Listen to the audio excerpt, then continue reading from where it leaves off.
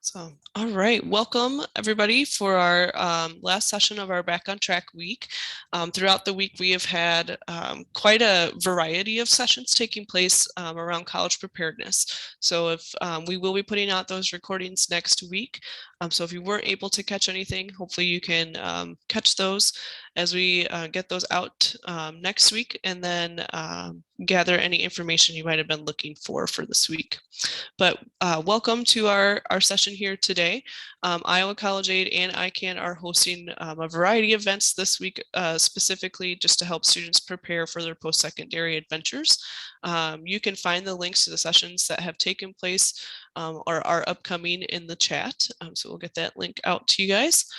We are happy to have Drew Schadel here today from Cornell College to talk to us about being a student athlete and kind of student athletics. So I look forward to hearing more about this topic. I know it's pretty popular amongst our students in Iowa as well. Just some housekeeping items to make sure everything runs pretty smoothly. Just so you're aware, it is a Zoom meeting. So if you are in attendance, then we do ask that you keep yourself muted unless you'd like to pipe in and ask a question at any point in time. You can do that just by unmuting yourself, but to keep that background noise prevented, we do ask that you mute yourself during this time. The session is also being recorded. So if you are looking for the recording link at a later time, you can ask your school counselor, and then we'll also have them on our YouTube channel on for Iowa College Aid starting on Monday. I think those are all of my housekeeping items. So Drew, I'm going to go ahead and pass it over to you. And let me see if we've got you as I don't think I made you a co-host. I'm sorry. No worries. If you wanted to share your screen, you should be able to do that now. Perfect. Thanks so much. Yep. Well, hello, everybody. Happy to be here and talk about college athletics. From the admissions side, we work with a lot of athletes, students who want to go into athletics. And so I'm going to touch a little bit on athletics as a kind of the recruitment side. So how do you get recruited to athletics? And then I'm also going to talk about just general tips on how to be a successful athlete in college. Some of the tough parts, some of the better parts, all that kind of stuff. And so I kept it pretty general as well, just because I know that there are different divisions and there's different goals to set. So we talked a little bit about that, but I try to keep it pretty general as to kind of student athlete experience. So a little introduction about myself. I graduated from Pleasant Valley High School in Bettendorf, Iowa. I ran track and field. I went on to compete in Division III track and field at Wartburg College, where I graduated from, and I'm now the director of admission at Cornell College. This past year, we had 404 new incoming students, and 50% of them were student athletes. And so we have really good experience with student athletics, and we work with a lot of student athletes from 17 men and women's athletic teams. So I just want to make sure that everyone has a quick understanding of the difference in the NCAA. So the NCAA has three main divisions, and I haven't broken it down here. Division I is the big one, right? So this is the one you see on football Saturdays, the NCAA tournament brackets that you might do with your friends or coworkers. They offer scholarships, typically the largest scholarships. They have the most time dedication. They have the most resources. They are the least accessible, which means that as far as a student athlete goes, a very small percentage of high school student athletes will end up going to Division I schools and participating. It does require NCAA eligibility center. So this used to be called the clearinghouse. It's now the eligibility center. This is where it's going to ask you about, have you ever been paid? Have you ever worked? Have you ever competed professionally for athletics? So this goes into a lot of those questions to make sure that students are eligible to compete in Division I. And Division I requires a 2.3 GPA in order to even be able to participate and go to a Division I school for athletics. In Division II, it offers smaller scholarships. It's mid-level accessible, so more students will be able to access Division II. It is the smallest division of the NCAA. There are just a few schools that are NCAA Division II, and also it requires the NCAA Eligibility Center, again, because it offers scholarships. And then there's Division III. Division III offers no scholarships. It's the least athletic focused resources. And what I mean by that is that it's not going to prepare you to go into professional sports. It's really going to be resource intensive for your undergrad graduating college. So it's going to really focus more on the academic side of things and being co-curricular with athletics versus just being athletic focused. It's the least demanding. I want to make sure I preface that it doesn't mean it's not demanding. It just means that it's not going to take so much of your time away. It's not going to have as much travel involved. It's just going to be, something that you can continue to do. It's going to be probably the closest related to high school athletics among the three divisions. It's the most accessible. Many students can fill out recruit me forms and get on lists for coaches for Division III sports. And it's the largest division. So NCAA Division III is by far the largest division of the NCAA, still highly, highly competitive, has all of the national competitions that you could go to. And there are some NCAA Division III schools that could rival even some NCAA Division I schools in certain sports. And so Division III is a great option for many students. There are a few other leagues. There's the National Junior College. And so this is community colleges. This is your a lot of times Division I students that did not hit the 2.3 GPA need to go to a junior college, get their grades up, and then transfer into a Division I school. And then there's NAIA. This is not NCAA affiliated. It offers scholarships. Grandview in Des Moines is a great example of an NAIA school. So we won't talk as much about those as much as we'll talk about the NCAA schools, as they're just more accessible. There's just more of them. So again, how to get recruited. So Division II and III, you can go to athletics websites and fill out a recruit me form. So this is a very easy way of getting recruited for the lower divisions of the NCAA, and coaches will reach out. There are some coaches that will do some pretty active recruiting, and so they may reach out to you before you even fill out a form. For Division I, a coach is likely going to be recruiting you for years.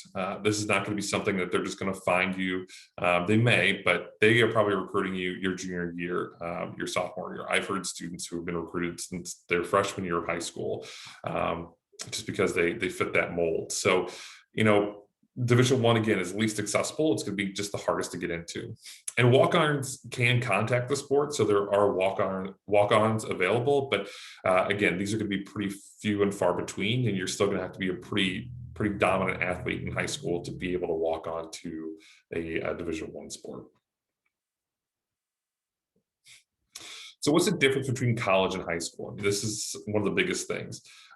Your team's going to be made of champions. So if you were the best person in your sport at your school and you go to a college athletic program, you're going to be around all the other kids who are top 3 in their sport at their school. And so it's not going to be a situation where you are always going to be the best. You're kind of starting over. You very well may be the best. As you can see, you may not be the best anymore. You may still be the best, and that's great. But know that you're going to have to kind of build your way back up. Athletes are going to be bigger, stronger, faster in college than you were in high school. And so it's the college's job to get you ready for that and put you through workouts to get you to that point as well. The time commitment is going to be longer. Right now you might have practice after school. For some sports, you probably have practice before school and after school. There's going to be more of that, and there's going to be a bigger time commitment, not just in your workouts, your practices, but your training room, your watching video, your travel. All those things are going to be bigger because you're not just going across the state. You may be going across multiple states to do a competition. So know that your time commitment to athletics is just going to be longer. You're in charge of your nutrition and health. And so the biggest part here is that you have to eat. You have to eat. You have to make sure you're going to the training room. The trainers are there to help, but they are not going to force you to go in there. And so you have to make sure that you're in charge of eating well, staying healthy, recognizing your health, and using the resources that you have. And the last part is that your coaches are going to be your parents in college. It's going to be a lot different, and they're not always going to hug you. And so this doesn't mean they're going to be mean to you, but I think we all know coaches, and so coaches are going to challenge you. They're going to push you, and they're going to expect things out of you. So to your nutrition and your health parts, they're going to be there to make sure that you're eating and going to the to get your treatment in the athletic center, but they're also not going to pull you out of class. They're going to challenge you. They're going to make sure that your grades are up. And again, they may not always hug you, and don't take offense to that. So what are the benefits of being a student athlete in college? Well, according to the NCAA, 80% of student athletes graduate in 4 years.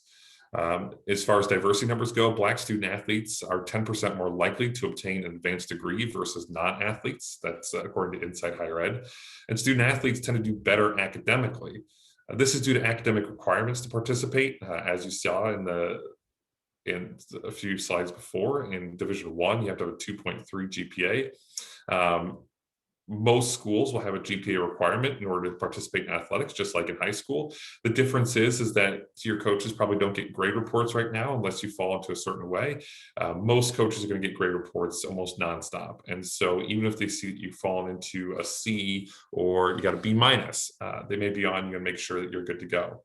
Also, you get extra attention from athletic resources and coaches. So you get study halls, you get coaches, you get all these different resources to make sure that you are succeeding academically, because the last thing coaches want is for you to fail academically. And the reason you're not playing on Saturday or Friday or whatever is because you didn't do well on a test, right? And so they will be pushing you, and that's an extra layer of help. And we'll talk a little bit about the layers of assistance that you'll get in college in general. So I think it's important to know what sports take the most time as well. Sports are going to be a lot different, again, in college versus high school. You probably will not multi-sport. You could, but a lot of times students will specialize in just one sport. In fall, your sports, volleyball, football, soccer, are typically going to run August through November. You'll show up before most other students on campus to start doing preseason training. And then you'll have an off season where you'll do a lot of weights, you'll do some workouts. That typically runs about March through May. That doesn't mean that you won't be doing stuff between November and March, but as far as organized off season is usually that time period. Your off season is also going to be a little bit shorter. It's not going to be as intense as your in-season practices and the time commitment that you have then. For winter sports, wrestling and basketball, typically late October through early March. You might do some off-season work early on in the school year, so your August, you might do some late, but winter sports, because it falls kind of right in the middle, you'll typically start in October and then work your way through into the spring. And that usually takes up the whole academic year. A lot of times coaches will send you home with workouts to do over in the summer. Spring sports, your off season will actually be in the fall, so September through October, and your main season is going to be February through May. And so just kind of the flip of the fall sports. And then I put this down here, and I can say, as a track athlete, cross country and track and field are going to be year long. These are probably the hardest sports, just because you really don't get any time off, especially as cross country runners. If you run cross country, you can expect to show up early in the fall and be here about a week before move-in. You'll be doing your whole during season in the fall, and then you'll pick up right with track and field for your distance running, probably after a week break after cross country, and go right to track and field. So cross country runners are definitely a special breed, because you're going to be in season all the time. Track and field is pretty close. You won't show up early, but you probably start in October with your off season workouts, and you will go all the way through May with your regular season. So just something to keep in mind as the sports you think about, that there is going to be just significantly more time throughout the calendar year that you will be involved in some way, shape, or form.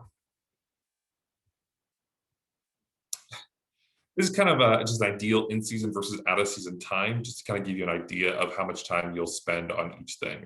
So in-season, 25% of your day is going to be in practice or games. So it's about 6 hours a day. You'll have 25% typically in class, 20% for sleep, which is about 5 hours, 20% for homework, which is about 5 hours, and 10% for other activities, which means you're probably not going to be doing a lot of other activities while you're in season. Out of season, it shifts a little bit. You probably work about 15% of your day is in weights or off-season workouts. Stay in class 25%, you're getting 20% of sleep, 20% homework, and then you also have that opportunity then to do other activities. And so this is where maybe you join other clubs and organizations, you focus a little bit more on some internships, something like that. One note, though, is that sleep is typically the first thing to get changed. And so I put ideal in here because a lot of times sleep is not 5 hours. It could be 4 hours. And there's going to be times when you're going to be very, very tired. And so, just be aware that you'll have to shift some things around. And this is if you are on a perfect schedule, but very few things run perfectly like this. So just be aware that you may have some sleepless nights as you try to get homework get done a little bit more, and those other activities kind of shift down a little bit too.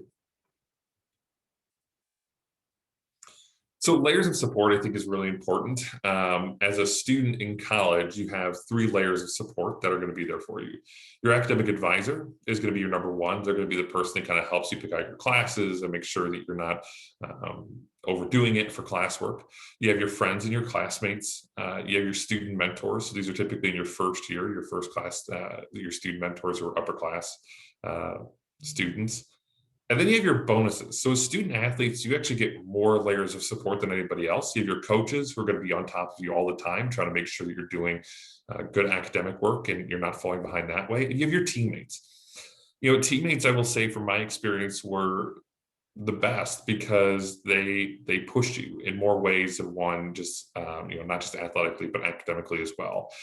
And so you have a lot of people there to support and cheer you on, who not every student gets. And so there's a lot of opportunity there to make sure you can turn and ask for help in different ways.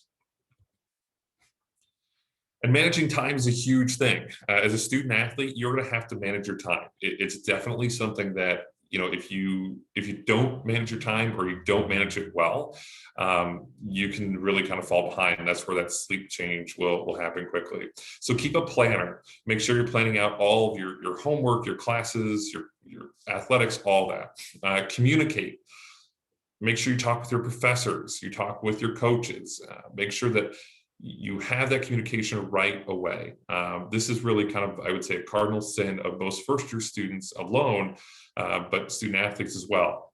Have the communication with your professor from the very beginning and say, hey, I'm a student athlete and I want to make sure that that we're going to have some games and I need to talk with you maybe after class to make sure I get the homework, or that I might have to leave early. They will appreciate that more than you know. Work with your advisor. Your advisor is going to work with you on trying to make sure that you don't maybe take the hardest classes during your season, right? So if you're a fall sport athlete or a spring sport athlete, you're going to work with your academic advisor to make sure that if you're a pre-med student, you're not taking anatomy and physiology and organic chem during your season. That's just going to put a lot of unneeded stress on you. So they will work with you as best as possible to do that. It doesn't mean it's going to be perfect. But what it does mean is that at least they can try and split it up. And so you're not taking all the hard classes during your season at that point in time. Again, for certain sports, cross country, track and field, I'm looking at you, there's not going to be a time where you're really going to be able to figure that out. So just being able to spread it out so you're not having one semester of just absolute, ridiculous classwork. Take advantage of your resources. Again, your writing center, your team study table, study hall, quantitative reasoning studios, librarians, your professors, your classmates. Take advantage of those. Use them to the fullest ability. They are there to help you, and they will make sure that you have that assistance and help that you need. So don't feel worried about the fact that you're going to the writing studio all the time. That's a good thing. Go into the writing studio, work with them, have them help you out. Really take advantage of those resources. And you can see I put it down here because it's so important. Communicate. Again, communicate. If you're falling behind, if you need help, if you need assistance, if you need some time, if you got to talk to a coach because you're behind on something, work with them. Communicate that right away, because the longer you let that kind of sit, and not get taken care of, the harder it's going to be to dig yourself out of. So make sure you communicate with every single person that you have as a resource. As a student athlete, it's not all roses. Unfortunately, there's a stigma that athletes get it easy.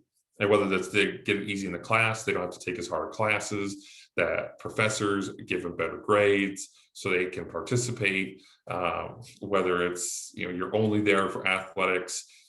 There is an unfortunate stigma behind that. And so as a student athlete, you kind of have to work against that. I'm not saying it's right, but what I'm saying is that it's there. And so, as a student athlete, be aware of this and know that you're going to be scrutinized as a student athlete. And so the more you can do to make sure that they see that you are participating and you're there for the right reasons, that stigma is going to get taken away, right? Again, student athletes are typically really good. And the reason for that is because they have a schedule. They manage their time. They're on top of things. They know that they have to do well in school to be a good athlete, and vice versa. So how can we be successful, right, in this? Know your professors, get to know them really well right from the beginning. Sit in the front of the room. Don't sit in the back of the room. Don't try to hide. Don't just kind of show up late. Be on time. Get in the front of the room and be attentive to your professor in the class. Participate in class. Don't, again, show up and just zone out. Be someone who's participating. Be an example in that classroom. They want to see that, and that's how you kind of turn that stigma around. Leave your phone in your pocket. Don't take your phone out. Unless you take your phone out and you show the professor essentially you're turning it off and you put it face down in front of you. Give the attention to the professor in the classroom, and they are going to see that. And finally, be humble. If you're a student athlete and you're the best student athlete on campus and you can walk around your shoulders back and your head held high because you're beating everybody, your team is number one in the country, be humble about that. Be the person that takes a group project and runs with it. Be a leader. Be the person be the example and the role model that everybody wants to be. And so those are some tips to kind of turn around that stigma and then be successful in that. So what's difficult? I mean, right, there's difficult parts. So obviously, again, the stigma. Additional time due to injuries. So this is something that I don't think we really think about as student athletes, but in college, you're doing a lot more. It's going to be a lot more impact. It's going to be a lot more intense, which means we have some more injuries, and that can add to more time that you have to spend in the athletic center, the training room, getting tape, getting ice, getting other work done. So that could be a difficult thing to handle, because now if your schedule is already jam-packed with everything, now you have to try to find some additional time to go back and get this stuff done. Sacrifices. As student athletes, we make a lot of sacrifices, and typically they're social. We don't get to go to as many fun things. We have to travel on Fridays and Saturdays. Our breaks are shortened. You come back for winter sport, you'll come back early from winter break. You may not get a break for some, especially for Division I student athletes. We're all in Iowa. We know the Iowa-Nebraska games the day after Thanksgiving. They're not getting a break for Thanksgiving. They're going and playing. And so as student athletes, we make a lot of sacrifices for our passion. You live a very scheduled life. Things are going to be I go to class, I go to sports, I go eat, I go do homework, I go to sleep, I wake up. It's going to be very structured in what you do. And in Division I, social media is a huge thing. There's a lot more pressure on Division I student athlete than other divisions. And so you're going to have to deal with scrutiny from people who are armchair, quarterbacks telling you how to do things and saying that was a bad call, that was a bad game. So there's a lot of additional outside influences that we have to deal with as student athletes. And there's, again, just a lot of sacrifices, right? But it will make you a better person in the long run. And so that's why it's worth it, right? your teammates will be the best friends you'll ever have, hands down. My favorite times as a student athlete were with my teammates, whether it was eating lunch or, doing some sort of prank on the coach or something, something that bonded us all together. You get to continue your passion. As student athletes, we were competitive, we're passionate about our sport. And most of us, especially in Division III, go off to become coaches in some way, shape, or form because we are passionate, and you get to continue that passion in college. And for many of us, once you're in college, it's the last chance you'll get. And so continuing to push forward with that. It helps acclimate you to college quicker. Student athletes get way more acclimated because you get to have your team, your family, way before anybody else. And so if you're coming from a school to a school that you don't know anybody else there, you have a friend group almost immediately who understands who you are. And so you will be way more into kind of how college is and college life is before all the other students who are not student athletes. And the last part, I gotta be honest, the gear is pretty sweet.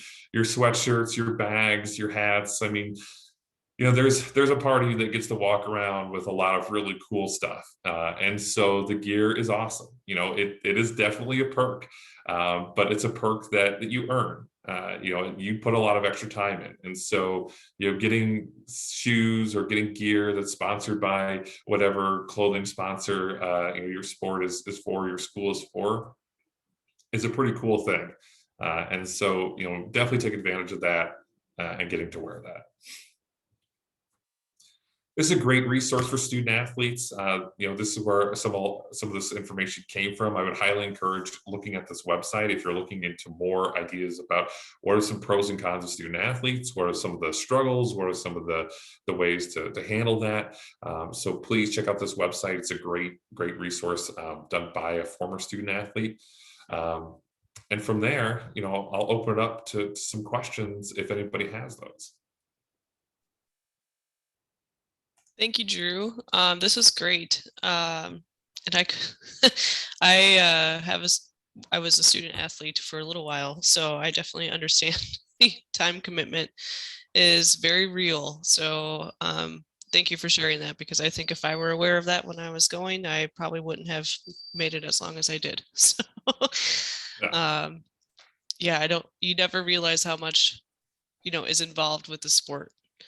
Because there is like the separate strength training, then there's like 2-a-day practices, and then there's, the games and all of that. So and it's so much different than high school. I think that's always, to me, that's always the culture shock that I find, is that when students come from high school and go to college athletics, the shock value of two things. One, the personal responsibility that every student has now, and two, just the time commitment. There's so much more time involved into it. And, sometimes you're getting to the dining hall at closing, essentially, and trying to scarf down as much food as possible. So I guess another tip would be, make sure you have ask your support group at home for gift cards to the local grocery store, so you can pick up on boxes of cereal and everything like that. I mean, I probably went through way too much. So no, that's great advice. I had one question out of curiosity, not sure if you know, but I feel like you will. Does every D1 athlete get a scholarship? No, they do not. Okay. So I mean, I think that's a common thought, but there's a lot of walk-ons. Take Division I football, for example, and I think that's probably the most high-profile one, especially since we're in the fall right now. Division I athletes really need, or Division I sports really need walk-ons to fill that team. You think about kickers. There's great videos out there of kickers who get put on scholarship for the football team, and they do it in front of the team because a lot of kickers are not somebody that's a high profile athlete. They're not your quarterbacks, they're not your defensive linemen, they're not your running backs that you have to try and entice to come to your program. They're people that just walk on the team because they want to be there. They're soccer players. They're from different countries that typically are soccer centric countries. And sometimes they end up being a really high profile kicker, and so they get put on scholarship then. So no, they don't. And every sport's going to be different, right? So I mean, you're not going to have scholarship athletes as prevalent in certain sports as others. Right. Division One's definitely very different, and that's where it's the accessibility comes in. It's definitely tough. Yeah, thank you. I think that is a big misconception, and I didn't know that until today. So yeah. I was like, oh, are we first of all, I think it'd be really expensive for college to give out scholarships to all those folks. Yeah, well, and it's tough. I mean, obviously there's a lot going on with the NCAA, and I really didn't get into that. And I think I would encourage everyone to kind of do your own reading on that. But as far as the NCAA's ruling on likeness and pay to play and everything, there's a lot of rules that go in with the Division One, and I think that trickles into a little bit of Division Two. That when schools offer scholarships, there's certain rules in regards to being an amateur athlete, and so that's where the eligibility center comes into play. Is they want amateur athletes as college athletes. They don't want professional athletes, and so there's definitely trickiness that comes into play with Division One, Division Two, and your ability to work and all that kind of stuff. So, again, I didn't get too much into that just because I feel that there's definitely opinions from different people as far as how that goes, but it is something that you need to consider if you want to go that route. Right. Yeah, thank you. I find that pretty interesting as well. One thing I would like to mention, just because we're still on here, so when I went into being a student athlete, I was also a first gen student, so it was just kind of disconnected from services or things. Didn't really know what to expect, I guess. So one really cool benefit of being the student athlete was that your gear that Drew was talking about is not only awesome, but it gets washed for you. So you get your own little laundry bag usually, and you give it to the sports and equipment area to run it through the wash. So it's not like you're responsible for that, which I thought I'm like, how am I going to keep up with making sure my gear is all good to go for every game day and practice throughout the week, especially in season, because you're using it all the time. No, you just drop your bag and you go, and it's done when you come back. And we were pretty spoiled. It got hung up in our lockers and everything, so that was cool. I will say fair warning, only put stuff in there though that you're okay with, like a giant industrial washer and dryer being done. I used to have friends that would put like everything on there, and I was like, man, some of the stuff is way too expensive, and it's my personal stuff, and like, I'll just wash it myself. It's got specific washing and drying instructions. So. Yes, exactly. Yep, very good point. We had quite a few unfortunate events with things that would get tossed in laundry bags. So that's definitely a good point. All right, Drew, there are no questions in the chat, so I'm going to go ahead and close up our session for this morning. And let's see here. Sorry, I lost track of where I was. Just for everybody out there that's watching these, the recordings will be available next week. There are also, there's one more event happening this week that is our college fair happening for the state of Iowa on Sunday. And that's from 12:30 to 3 p.m. It is in person and it's in Altoona. So if you're in the Des Moines area and interested in stopping in, please feel free to do that. You can also register on the website that's on the slide here. So, it's a great way to meet a lot of admissions counselors, a lot of career folks, be networking. It is the largest one that takes place in the state. So if you're able to get there, you'll have a great time with networking and learning about new resources. And we did just briefly show some of our partners this week that have helped us put this event together. Without them, this event wouldn't be possible. They've shared all of their expertise and knowledge this week. I've definitely gained a lot of knowledge, and I work in the field, but there are definitely things that have come up in these sessions that not even I knew about. So they're very great listens if you've got time and interest in listening to them after this. All right. I think that will wrap us up for today. If you do have any questions, please don't ever hesitate to reach out to myself. I can get you connected to the right person. For this session specifically, you can also reach out to Drew too. But other than that, thank you, Drew, for your time this morning. This was a great session, and I'm glad we were able to have you on here. Yeah, absolutely. Thanks for having me.